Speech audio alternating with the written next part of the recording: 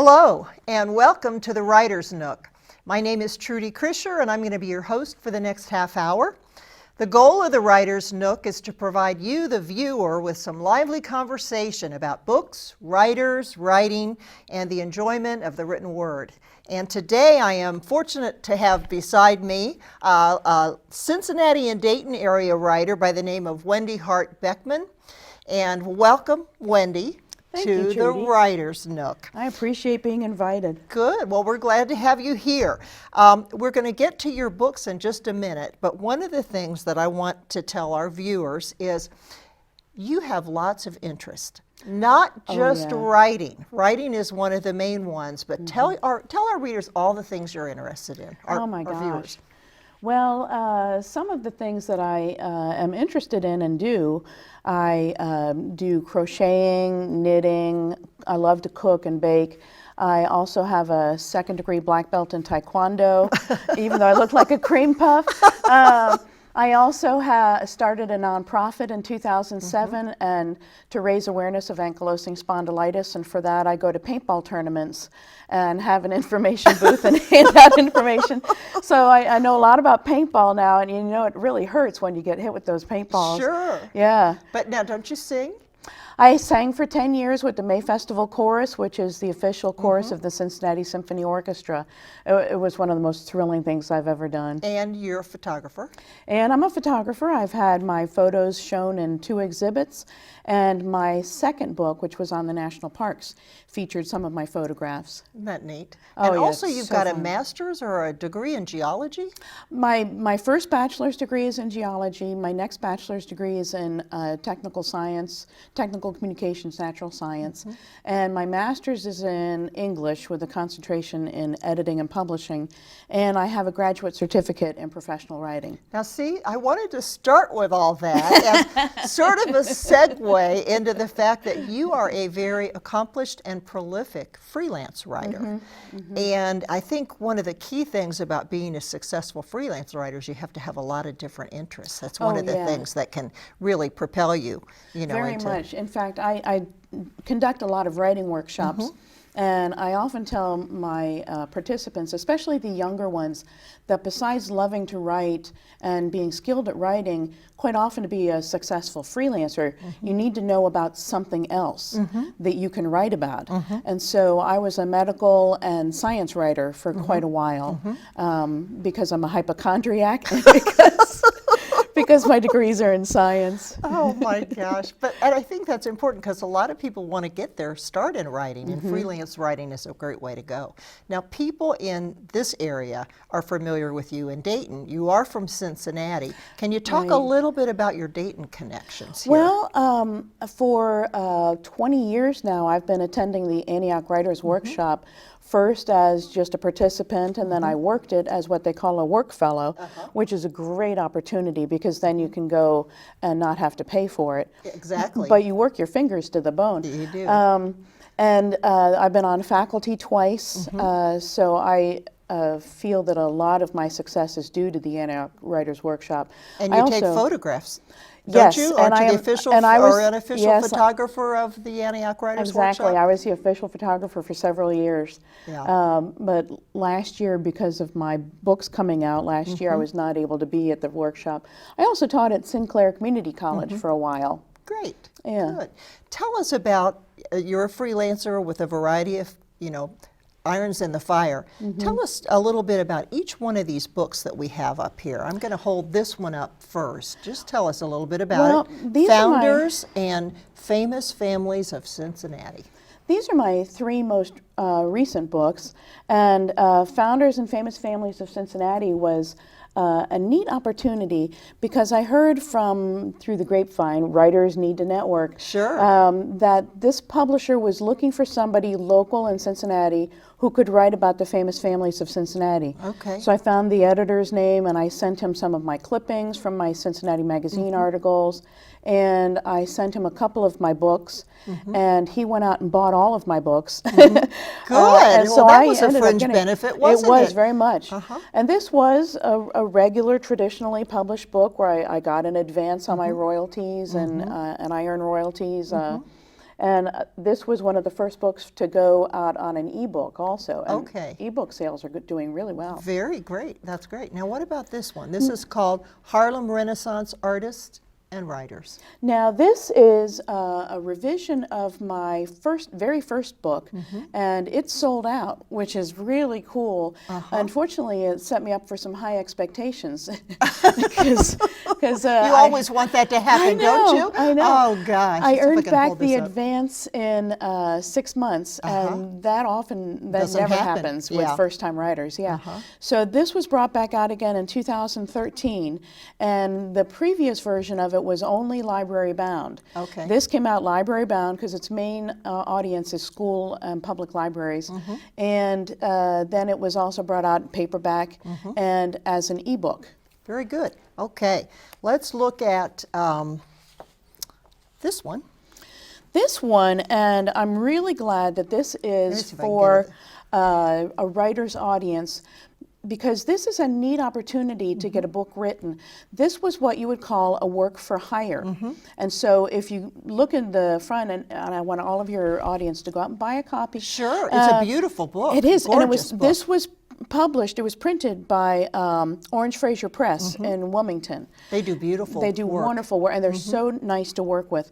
The University of Cincinnati College of Nursing hired me to write that book, and so it was a work for hire. So I made about as much money as I've made from my other books, a little bit less, but it does not depend on sales. So that's why I do not own the copyright on this. The University of Cincinnati does. It's beautiful. Okay. Well, you have the mind, you have the heart, and you've got the practice of a freelancer. So can you tell some of our audience, our viewers today, what does it take to be a successful freelance writer? Wow. I was lucky in that I worked for a company. So luck? Yes, Luck helps? Luck is Luck a big is part. good? Yes, luck is good. And I knew that they were having a voluntary layoff, and it was going to be 8 months hence. And I knew that because I was writing the layoff plan. I was Oh my ghostwriting it for the gosh. Department of Energy. So as I was sitting there typing, I was calculating in my mind, wow, my severance package is going to be great. So I started up my own freelance writing business on the side while I was still working full time. So then when I did take the voluntary layoff and it got approved, I could jump right smack into my writing. That was very smart. It was. And I found very out smart. early on, I have kind of three interests. I do a lot of corporate and technical writing, and that's where there's a lot of money, and you can work with some really great people, but you get no recognition. Your name is not on anything. And What would be an example of something like that? well, Can you mention them? many people have heard of Bondo Marhide, the goopy stuff that you fix your cars with. Okay. And they hired me maybe about 15 years ago, and they were coming out with a new product line. And so I proofread every single label, manual. Oh my goodness. And I also proofreaded in English and Spanish because it was coming out in both languages. So they talked in terms of SKUs. You know, we hear about the SKUs on the back of a book Sure. or something. So I had to proofread every SKU. Oh my! And there's no formal training for proofreading SKUs, is there? No, what helped me was that I took many languages in school. I studied Latin, French for 11 years, Spanish for 2 years, German for 2 years. And so it helps having a knowledge of languages. And my scientific background was really good because I could helpful. find when they misspelled xylene or something like that. Yeah. Good. So then I also have regular freelance writing that I do for magazines and newspapers and online. I do a lot of articles for Cincinnati Magazine. And one of my favorite articles for them was about the nuclear power plant in Japan, and because I had worked at a nuclear facility, I knew a lot about radionuclides. Oh my goodness. So they tossed that one to me, and I loved writing that article. What was the title of the article, and how long ago was it?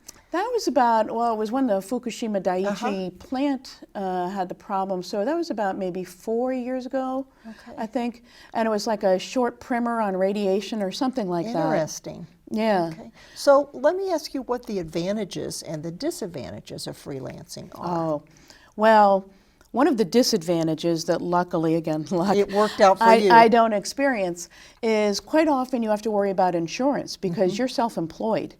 And luckily, when I knew I was going to make the jump full-time into freelancing, we switched the insurance into my husband's name. Okay. So my husband carries our health insurance and all that stuff. Okay. But for people who are not married, or if you're two freelancers living, you need to worry about insurance. I believe the Writers Guild or the Authors Guild, one They of those offer insurance policies. Yes. Yes, Yeah. they do. One of the wonderful things is, and I see it when I'm on Facebook, sometimes I see my friends complaining about their work situation or something like that, and just to be mean, I will say, I'm sitting in my recliner, my dog is in my lap, and I have bunny slippers on. Or I decided to get dressed at the crack of 11 today. Yeah, you know, you can do your work in your pajamas if you want to. Yeah, and the freedom is wonderful to come and go as a freelancer. I would think, especially if you have a family. And don't you have 3 boys? Oh, yes, I have 3 boys, and we're down to just one son now at home. The oldest one's married. The middle son just graduated from the University of Cincinnati with a degree in special ed. Oh, wow. And my youngest son is 19, and he's working for a year before he decides what he wants to be. Yeah. So it's great when they were little, being able to meet the bus and being able to do that kind of thing. I want to focus on your book here on Founders and Famous Families of Cincinnati. I just really enjoyed it. It's not just text, but it's pictures and graphs, and you know, it's wonderful.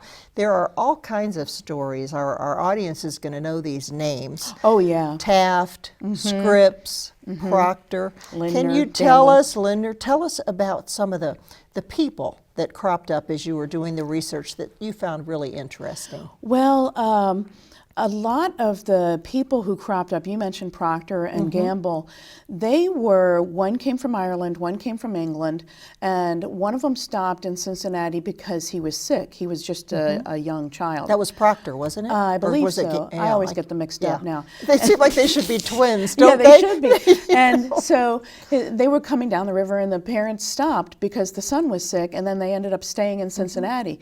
Which is a lot like my own story. I grew up in New England, but I came to Cincinnati to work for the Environmental Protection Agency, and it was just a one-year appointment, but I loved this area so much. I loved the Ohio Valley, I loved southwestern Ohio, that I dug in my feet, and I've been here for 35 years ever since. Because the funny people how are that great. happens, Isn't it funny? Yeah. So Procter and Gamble were both competitors, but they were both dating a Norris woman who were siblings. Okay. And finally, their father said, "You two knuckleheads, would you stop competing against each other?" And so on October 31st of whatever year it was, they joined forces and became Procter and Gamble. Yeah. Isn't that interesting? Yeah, and I feel stupid admitting this, so if people are laughing, don't tell me. But I didn't put the connection between why we had so many soap and candle companies until I was writing this book, because we were Porkopolis. Of course, all the pig fat. Pig fat. So that's why we had the soap and candle companies. And I was sitting there typing one day and I thought, oh, duh. It's a natural fit. Yeah. I mean, absolutely. Well, how did the beer industry get in there? How do we tie that one in? Well, surprisingly enough, a lot of people who know Cincinnati think of it as German, but it was strong Irish before it was German. And so you're still talking a lot of beer makers. At one point, Cincinnati had more breweries than any other city in the country. Amazing. And yeah, and of course the Germans love their beer as the Irish did, and so that's why the brewery tradition got started. And when Prohibition kind of shut down a lot of that, there were some underground things going on, and one of the worst bootleggers in the country was in Cincinnati. He's not in the book because this I wanted to be kind of a positive thing. The publisher has asked me to consider doing a second book? Yeah, second a book edition. on this guy? Yeah, so we might be doing like some of the bad guys of Cincinnati. And he was believed to be F. Scott Fitzgerald's model for Jay Gatsby, the bootlegger in Cincinnati. Really? Yeah. That's interesting. Yeah. See? It's a small world. Oh, yeah. What about the places? I know there were things that stood out for me Of course, the zoo, Cincinnati Zoo has wonderful stories. you There was know, Nippert Stadium, Yeah. some of the places that I hadn't really thought about. What would you, Now, gosh, well, the zoo, I just want to mention briefly, almost went under. But some of the leading ladies of Cincinnati, Mary Emery and some of the others, stepped in and put up the money to buy the zoo because it originally was owned by the city. Okay. And it was going bankrupt. And so the women of Cincinnati stepped up and bought it, the four leading ladies. The Nippert Stadium is named after James Gamble Nippert, who was of the Gamble family.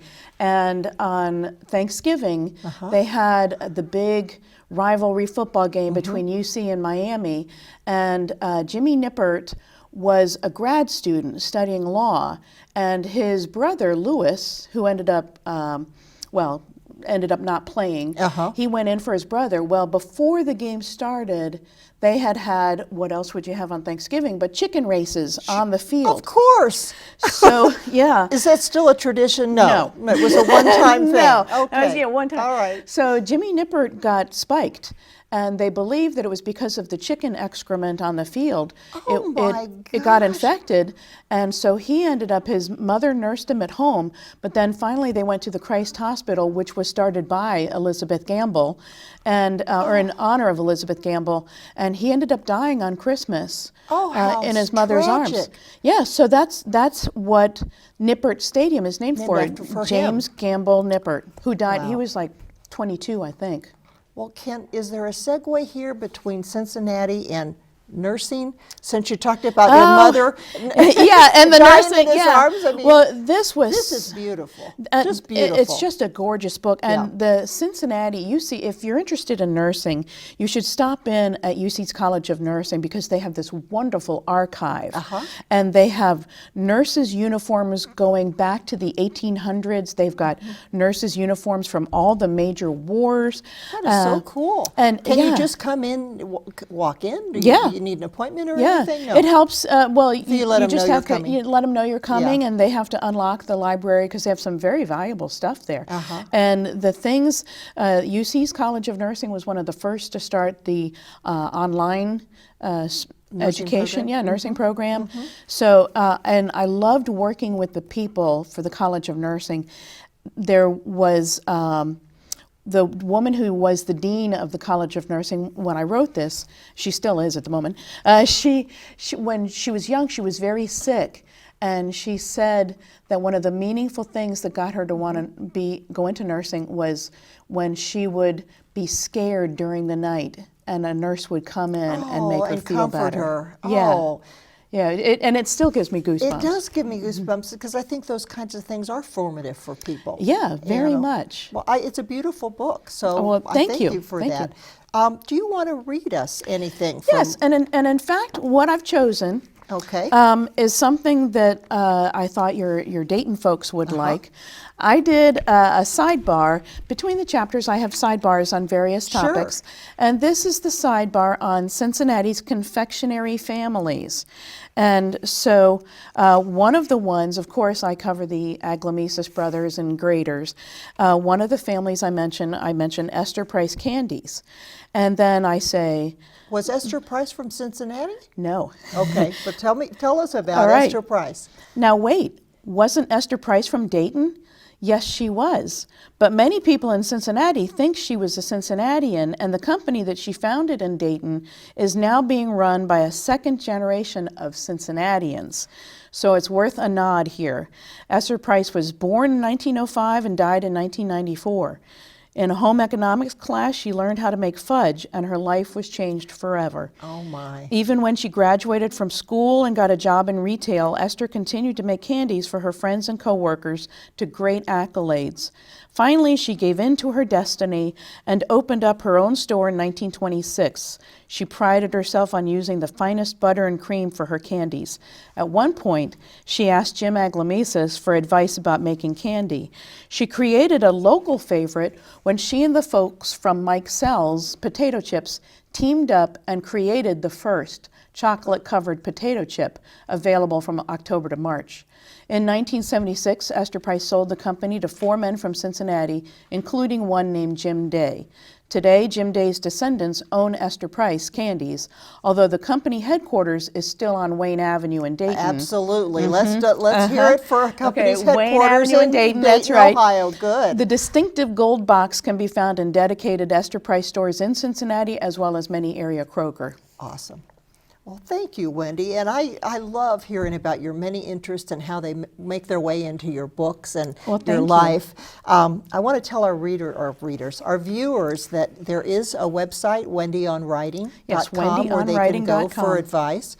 And then I'd like you to read your quote from Stephen King on writing. This is and so explain funny. what it means to you. It's a good one. Yeah. Very good one. Stephen King said in his book On Writing, "Two previously unrelated ideas come together and make something new under the sun. Your job isn't to find these ideas, but to recognize them when they show up."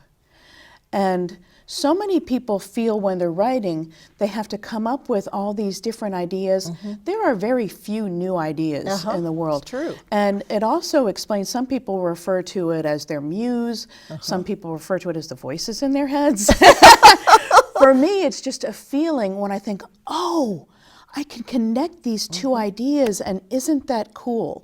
I'm working on a novel right now because I sang Sweet Adelines for 8 or 10 years. Another interest. Another interest, yeah. And I had brought that novel to the Antioch Writers Workshop, and John Ellen Heckler read it, and she said, "You need another subplot."